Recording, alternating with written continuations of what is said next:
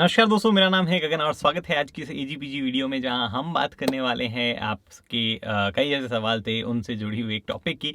वो है कि भैया जब गाड़ी लंबे टाइम तक खड़ी रखनी हो तो क्या क्या प्रिकॉशंस या क्या क्या चीज़ें जो है वो गाड़ी के साथ करनी चाहिए कि गाड़ी में कोई ख़राबी ना आए। अब ये सवाल ज़्यादा इसलिए पड़ गए क्योंकि लॉकडाउन जो है वो चल रहा है और लगभग 21 दिनों तक जो है वो गाड़ियाँ खड़ी रहेगी कई लोगों की। कुछ लोग मूव कर पा रहे हैं, कुछ लोग बिल्कुल भी मूव नहीं कर पा रहे हैं। तो जायज़ थे ये सवाल, लाज़मी थे ये सब आने। तो मैं सोचा चलो इसके बारे में एक वीडियो बना देते हैं। हालाँकि मैंने काफ़ी सारे सवाल देखे हैं, बट बेसिकली मोटा-मोटी चीज़ पे 5 मुख्य सवाल लोगों के थे, तो वो 5 कैटेगरी में मैंने डिवाइड कर दिया है और उसी हिसाब से हम जो है यहाँ पे बात करने वाले हैं। सबसे पहली चीज़ जिसके बारे में ज़्यादा लोगों का कंसर्न था वो थी बैटरी। अभी बैटरी जो है उस पे क्या असर पड़ता है, पहले उसकी बात कर लेते हैं। तो 2 चीज़ें हैं यहाँ पे।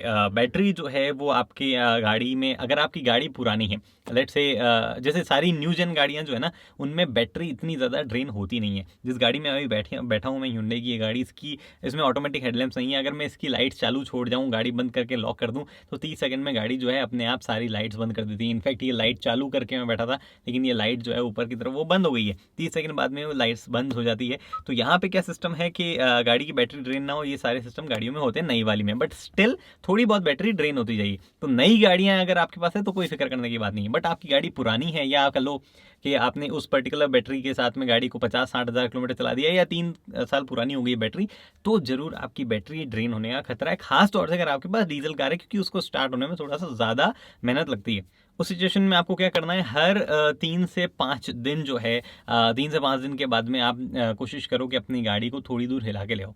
लेट से गली के एंड तक जाके आ जाओ, 5 मिनट के लिए इधर उधर घूम लो, या फिर 5 मिनट गाड़ी खड़ी रखो और हर आधे मिनट बाद में, यानी कि 30 सेकंड बाद में 5-6 सेकंड के लिए गाड़ी रेव कर दो, इससे एक्सेलेटर पेडल से रेव कर दो। वो चीज़ें जो है वो सफिशिएंट है आपकी बैटरी को अलाइव रखने के लिए, और दोबारा गाड़ी जो है वो आपकी स्टार्ट हो जाएगी। इतना सा करना है। कई लोग पूछ रहे थे कि बैटरी का टर्मिनल हटा दें, मतलब जो नेगेटिव टर्मिनल हटा दें या बैटरी निकाल के बाहर रख दें।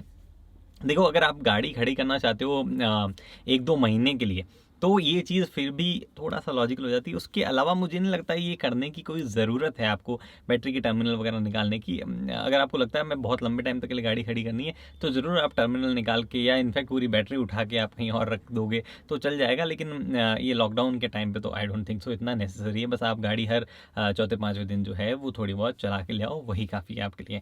दूसरी चीज़ जो लोगों का कंसर्न था वो था मैकेनिकल पार्ट्स के बारे में। कोई पूछ रहा था इंजन ऑयल का क्या होगा, कोई पूछ रहा था टायर्स पे क्या असर पड़ेगा। तो देखो, इंजन ऑयल वगैरह वाली बात पे बाद में आते हैं।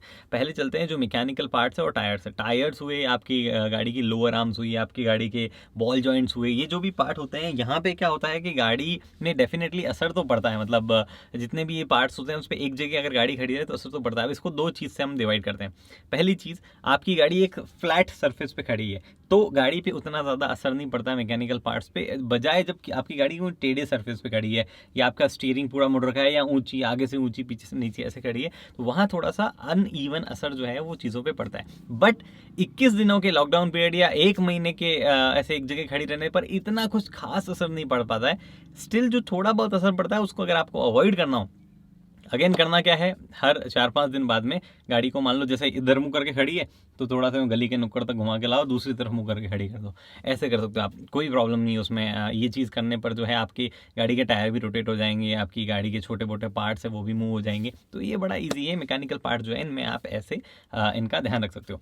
फिर बड़ी चीज़ थी लोगों के कंसर्न जो था कंज्यूमेबल आइटम से रिलेटेड था, जैसे ऑयल हुआ, ये इन चीज़ों पर क्या असर पड़ता है। तो यहाँ देखो, ऑयल, ब्रेक पैड्स, आपका ब्रेक फ्लूइड्स वगैरह जो भी हो, इंजन के अंदर की बेल्ट जो होती है वो, एसी की जो भी एसी का हाउसिंग होती है अंदर, पाइप्स जो होते हैं, उन सब में लंबे टाइम तक अगर आप खड़े रखो ना, तो कहीं ना कहीं थोड़े बहुत रॉटिंग जो है वो हो जाती है। तो उसको अवॉइड करने के लिए ऐसा कुछ खास चीज़ नहीं है। अगर आपको लंबे टाइम तक गाड़ी पार्क रखनी है तो आप गाड़ी पार्क करो, और उसके बाद जब गाड़ी दोबारा यूज़ करनी है तो उस टाइम एक बार किसी मैकेनिक वगैरह को दिखा लो कि खास जो मेन पार्ट है वहाँ पे कोई इश्यूज़ तो नहीं है। अगर आपका यही लॉकडाउन वाली समस्या है आपकी, तो मैं इसके लिए रिकमेंड करूंगा आपको कि भैया आप एक काम करो, गाड़ी जब भी 5-6 दिन बाद में थोड़ी बहुत स्टार्ट करने हो, चलाने के लिए स्टार्ट करते हो, या आप 5-6 दिन के लिए नहीं रख पाओ, मान लो 10-12 दिन बाद में गाड़ी स्टार्ट करते हो, तो भी गाड़ी को स्टार्ट करने के बाद 2 मिनट तक आइडल होने दो। पेट्रोल डीजल क्या है, बस कुछ भी हो भले 2 मिनट के लिए आइडल होने दो, उसके बाद ही गाड़ी को रवाना करो। और इनिशियल 1 आध किलोमीटर के लिए थोड़ा स्लो चलाओ। हर एक पार्ट में थोड़ा बहुत लुब्रिकेंट वगैरह जो होता है अपने आप हो जाएगा। अगर कोई रस्ट वगैरह फॉर्मेशन हुई है तो वो भी थोड़ी बहुत हट जाएगी। तो ये एक तरीका है जो आपको अपनाना है। ब्रेक पैड कई लोग बोलते हैं, इनफैक्ट काफ़ी कंपनीज क्लेम करती है कि आपको पार्किंग ब्रेक जो है वो लगा के नहीं रखने चाहिए। हैंड ब्रेक जो है, इसकी क्या लॉजिक है वो बताता हूँ आपको। जब आपके हैंड ब्रेक अप्लाइड होते हैं तो मोस्टली जो कार्स हैं जो इंडिया में है उनमें क्या है, हैंड ब्रेक एक वायर के साथ में पीछे वाले व्हील्स पे कनेक्टेड होते हैं। तो पीछे वाले व्हील्स पे जब वो कनेक्टेड होते हैं तो वहाँ पे अगर लंबे टाइम तक पार्किंग ब्रेक खींचा रहे तो वायर जो है वो थोड़ा बहुत लूज हो जाता है अपनी रेगुलर पोजीशन में। और जो ब्रेक पैड्स है अंदर की तरफ, यूजुअली ड्रम ब्रेक्स होते हैं, वहाँ पे ब्रेक शूज वगैरह के साथ में थोड़ा सा चिपक से जाते हैं वो इशू थोड़ा बता आता है। अगर आपकी गाड़ी में पीछे की और डिस्क ब्रेक है और या फिर इलेक्ट्रॉनिक पार्किंग ब्रेक है जिनमें ऑलमोस्ट सब में डिस्क ब्रेक होंगे पीछे की तरफ, तो उस सिचुएशन में आप ज़्यादा कुछ कर नहीं सकते। और ऐसे कोई घबराने वाली बात भी नहीं है। अगर आप 5-6 दिन में एक बार गाड़ी को थोड़ा बहुत मूव कर लोगे, सारी परेशानियां जो है वो दूर हो जाएगी। ये पार्किंग ब्रेक वाली भी दूर हो जाएगी। बट अगर आपकी गाड़ी में पार्किंग वाला सिस्टम है तो आई वुड ऑल्सो रिकमेंड कि आप गाड़ी का पार्किंग ब्रेक इस्तेमाल ना करें, सिर्फ गियर में डाल के स्लॉट इन करके रखें। बट आपको किसी वजह से करना पड़ता ही है कि भैया मैं गियर में रख नहीं पाता हूँ, मेरी गाड़ी बहुत ज़्यादा ढलान पे खड़ी रहती है, जो भी रीज़न है, तो कर सकते हैं पार्किंग ब्रेक का उपयोग। बट गाड़ी जो है 4-5 दिनों में मूव जरूर करें उस सिचुएशन में। और पार्किंग ब्रेक एटलीस्ट कोशिश करें कि आधे घंटे तक तो अपनी नॉर्मल पोजीशन में रहे, मतलब ऐसे डिसएंगेज जो है वो रहे। उसके बाद लोगों की कंसर्न था बाहर, एक कंसर्न जो है लोगों को बहुत कम था बट वो मुझे हाईलाइट करना है, वो है इंटीरियर्स। गाड़ी के इंटीरियर्स एकदम क्लीन रखो।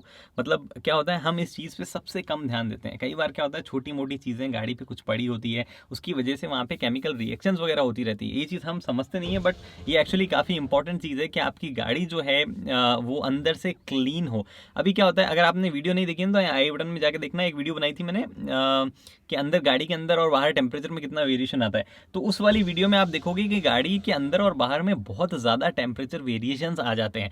बाहर जहाँ टेम्परेचर, अभी जब मैं बैठा हूँ तो बाहर टेम्परेचर दिखा रहा है 28 डिग्रीज, जबकि गाड़ी अगर धूप में खड़ी रखूँ मैं इस 28 डिग्रीज में तो हो सकता है अंदर का टेम्परेचर बढ़ के 50, 60, 70 तक जा सकता है। तो उस सिचुएशन में अंदर की तरफ जो है टेम्परेचर हाई होता है और जो भी आपकी छोटी सी कहीं चॉकलेट बिखर रखी है या कोई खाने का कोई पार्ट बिखर रखा है या कोई किसी तरीके का टिश्यू पेपर है या कोई गाड़ी का जेल है जो स्मेल वगैरह लगाने के लिए रखते हैं लोग, या वैक्सिंग की हुई है, तो ये सब चीज़ें रिएक्शन करती है अंदर, प्लास्टिक को ख़राब भी करती है, फैब्रिक को ख़राब करती है। तो बेहतर है गाड़ी आप क्लीन रखो जब भी आपको लंबे टाइम के लिए छोड़नी हो। गाड़ी में इनफैक्ट जितना हो सके कुछ मत रखो। आपको एक अच्छा सा एग्जाम्पल देता हूँ, ये जो आप यहाँ पे सैनिटाइजर मेरे हाथ में अभी ये थोड़ा सा ऐसे पतला सा है, अभी ये फूल गया था साइड में से क्योंकि धूप में खड़े रहते थे तो फूल जाता। ये अभी मैं जब ये कैमरा सेटअप कर रहा था तब मैंने इसको रेगुलर पोजीशन पे किया, इसको ये फूल सा गया था, कुछ ऐसा सा फूल गया था, ये यूँ ऐसा पफी सा हो गया था। तो चीज़ें जो है उन पर असर बहुत पड़ता है। बेहतर है कि आप गाड़ी के अंदर कुछ भी ना रखें अगर लंबे टाइम तक पार्क करने वाले हैं। ये तो इंटीरियर्स की बात हो गई। अब जो आपका कंसर्न था वो ये कि एक्सटीरियर का कैसे ध्यान रखा जाए। सबसे पहली बात, गाड़ी एकदम साफ रखो, एकदम चमका दो। घर पे बैठे हो, कुछ कर नहीं रहे हो आप, काफ़ी फ्री टाइम होगा आई गेस, चमका दो, आप खुद ही चमका दो, कोई साफ करने वाला नहीं आ रहा। तो इससे क्या होता है, डस्ट जितनी कम होगी उतनी ही कम धूप का असर हो पाता है आपकी गाड़ी। अब देखो कुछ भी हो, मक्खी आ गए अंदर, कुछ भी हो, गाड़ी जो है वो बाहर धूप में खड़ी रहेगी या सन में खड़ी रहेगी तो जो भी चीज़ें खराब होनी है उनकी रेट जो है दुगनी तिगुनी हो जाती है। तो गाड़ी में असर तो पड़ने वाला है बट इतना कोई ज़्यादा सिग्निफिकेंट असर नहीं पड़ेगा अगर गाड़ी आप एकदम साफ रखो। तो बेहतर है कि आप किसी शेड में खड़ी करो या गाड़ी पे कवर लगा के रखो। अगर आप नहीं कर पा रहे हो ये चीज़ें तो कम से कम गाड़ी साफ़ तो रख ही लो। ये बातें हैं। बाकी इसके अलावा मुझे नहीं लगता कोई ऐसा इशू है जो एड्रेस करना था। अगर कुछ है तो आप डेफिनेटली नीचे कमेंट सेक्शन में पूछ सकते हैं। इंस्टाग्राम पे आ जाइए अगर आप वहाँ पे नहीं है तो, क्योंकि आजकल तो सब चीज़ें वहीं होती है, लॉकडाउन चल रहा है तो बातें हो जाती है। बाकी फिलहाल दोस्तों वीडियो में इतना ही। उम्मीद करता हूँ वीडियो पसंद है दोस्तों, लाइक शेयर सब्सक्राइब आप कर सकते हैं। अगली वीडियो तक दोस्तों हेलमेट पहनिए, सीट बेल्ट पहनिए, सुरक्षित चलिए। धन्यवाद।